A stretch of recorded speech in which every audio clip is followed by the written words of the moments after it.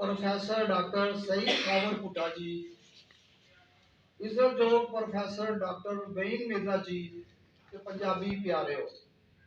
सब तो पहला मैं सारे मेहमाना सूझवाना ते पंजाबी प्यारिਆਂ ਨੂੰ पंजाब की मुख बहाली इकट्ठ विच आवन ते लोक लहर वालों जी आया ਨੂੰ आखदा।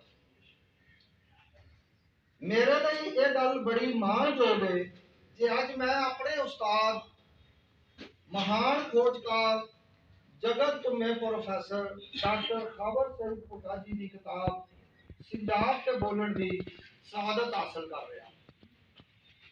भुट्टा जी की जाती जिंदगी से झात पाइए तो हमेश हक ते सच नाल खलोते नजर आते ने।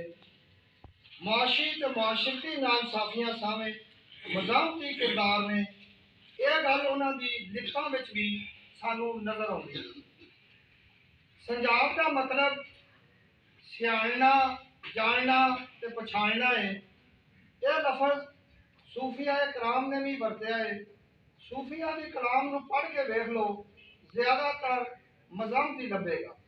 साडी हड़पाई तहजीब के वसनीक ज्यादातर बाईवान सन, कुछ लोग तजारत भी करते सन, जबकि आर्या ज्यादातर पशुपाल ते पक्षीबाज सन। आर्या ते हड़पाई तहजीब के वसनीकों में कई जंगां भी हुई। आर्या कौम की सूझ सियाणप ने हड़पाई तहजीब के मादरसरी निजाम नूं पिदरसरी निजाम विच बदल दिता। बास खोजकार इहनूं मनु समृति नाल भी मनसूब करते हैं।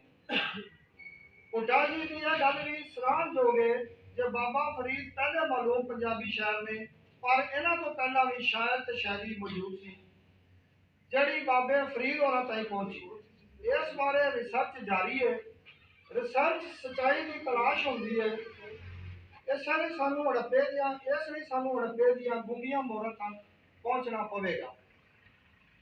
भुट्टा जी ने आर्या के रीति रिवाज के कानूनों बारे भी बड़ी तफसील नाल लिखिया है। असी कह सकते हैं कि मजामत मैदान में कलम नाल ते दिल में भी की जा सकती है।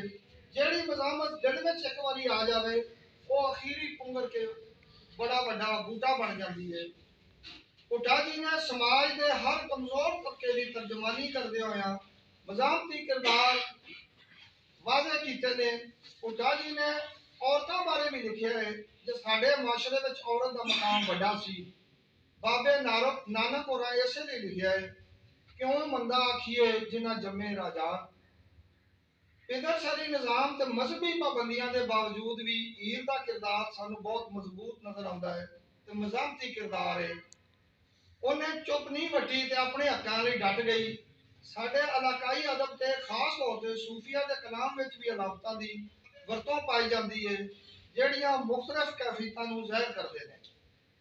वारां बारे भी इस किताब में बड़ी वजाहत की गई है तो मजामती पहलू दसिया ते समझाया गया है। नादर शाह ते अहमद शाह के हमलियां मुगलिया हुकूमत दीयां जड़ां खोखलियां कीतियां।